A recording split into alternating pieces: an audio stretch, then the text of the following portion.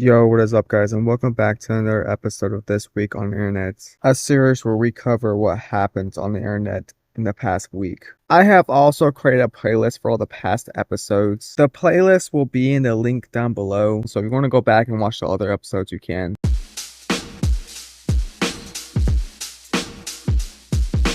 Alright, so the long-awaited Anthony Fantano and Ronnie Radke lawsuit has came to an end. It took nearly almost 2 years, but this lawsuit is finally over. Before I get into who won, let me explain to you who Ronnie Radke is and why he is suing Anthony Fantano in the first place. Ronnie Radke is the lead singer of the band Falling in Reverse. You might have heard of them before. They were a semi-popular band in the 2000s. They made this song that wasn't really that popular, kind of unknown, called Good Girl, Bad Boy. Now, I don't think I need to explain who Anthony Fantano is. I think you guys already know who he is. He reviews music on the internet. Well, one day he decided to make a video on his Fantano channel, where in the video that's titled This Guy Sucks, he discusses all the controversial stuff that Ronnie Radke is known for. Like throwing microphones into the crowd, his bad history of the law, and most importantly, him supposedly sexually assaulting his fans. Now, something you need to know about Ronnie Radke is that he is an activist for free speech. As long as you're not making fun of him.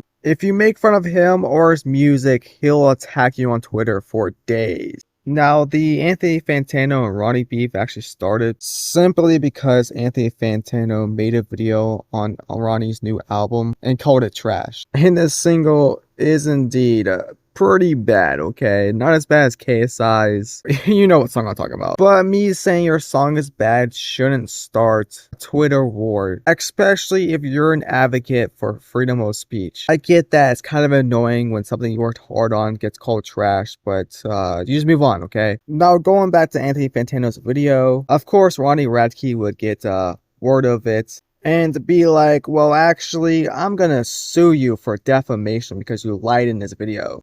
I also forgot to mention that Ronnie Radke is known for suing people for no reason at all. Now, the real question that was on everybody's minds before the lawsuit, came to a close was, did Anthony Fantano actually defame Ronnie Radke? And no, not really. Now, like I said before, Ronnie Radke was accused of sexually assaulting his fans, and Anthony Fantano did bring that up in his video. And he didn't say that Ronnie did it, but he kind of implied that he did it. Or at least said that it was very sus that there's so many allegations against Ronnie Radke. Not just sexual assault, but just in general. And honestly, I just don't know what to say besides, yes, Anthony Fantano is right. It is sus that there's this many allegations against you. It seems like you are just a bad person. Even need to go into the old things Ronald Radke has said and done, because he's doing and saying just as terrible things today, whether he's using his Twitter page to harass and shut down people, trying to talk about their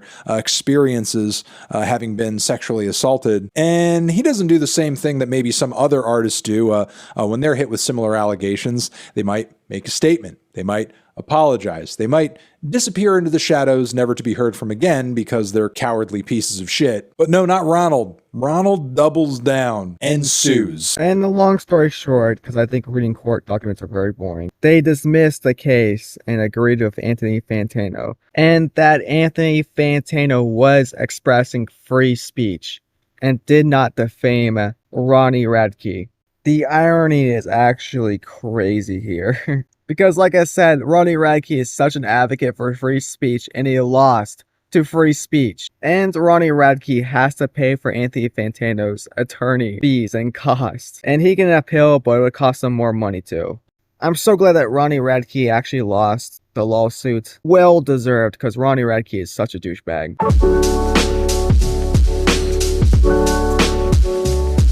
So as you guys know, Kanye West is no longer anti-Semitic anymore. He has come back to the light side. And all it took was a phone call from his kids to realize the error of his way. Just ignore what he did on the Walk of Fame.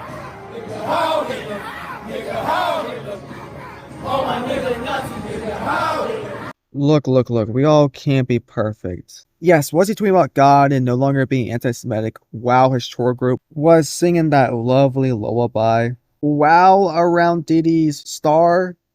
Yes, but has he done any anti-Semitic stuff since that? No, he has not. And he made graduation, so yeah.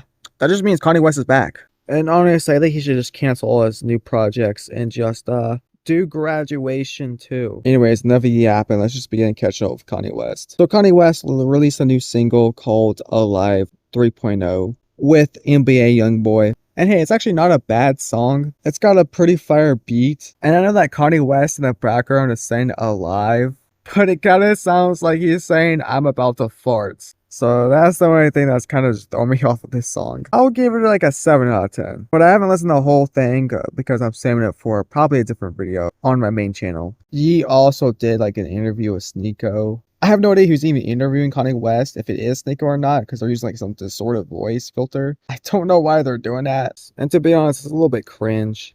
I feel like this interview is trying way too hard to be like mysterious. You got the distorted voice, Kanye West's face being kind of hidden in the bad audio. But honestly, there's only a couple things to take away from this interview, which is one, we got a release date for the Bully album, which I think he said June 15th. To be honest, I don't think anybody really cares about that. And whoever Kanye West was meeting with needed a calculator to multiply 10 million times 10. Which is 100 million. And I'm pretty bad at math, but I don't need a calculator to know what 10 times 10 is. Because, well, it's just simple math. Everyone's doing it, right? But what if I go and say, you know, I'm a billionaire, I'm gonna sell 10 million the first week. I'm gonna buy the amount that would be, what is that? Is that $100 million? That's $7.99 as a minimum. Let's say if they were $10. A lot, yeah, a lot. No, what would be if it was $10 and I want to sell 10 million the first week? 10 million times 5, a lot.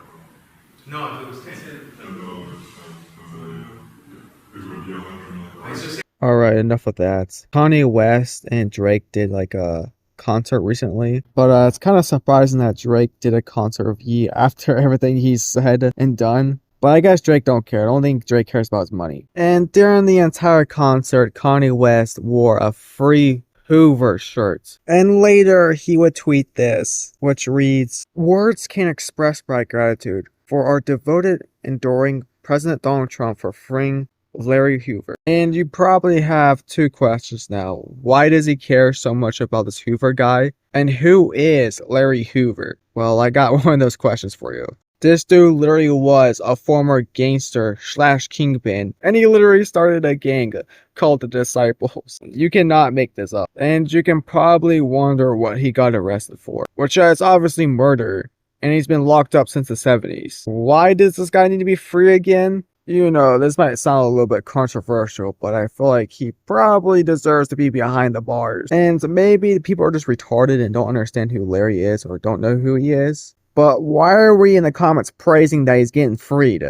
And you can't even say that this guy is innocent and that he didn't do it. Because, well, yeah, he definitely did it. Do I need to give any reasons? I didn't think so. And the next question is, why does Kanye care so much about this guy getting freed? It's probably because he knows somebody who's close to this guy. Now, my other question is, why did Drake allow this to happen? I don't know if he just didn't know who Larry was or just didn't care. He also added, "F anybody who don't love Trump, you're dumb." He also says that Spotify is holding $4 million from him and that he's done using the Kanye West account and starting a brand new account called Ye. Which, if he wants the Ye handle, somebody else named Mario took it.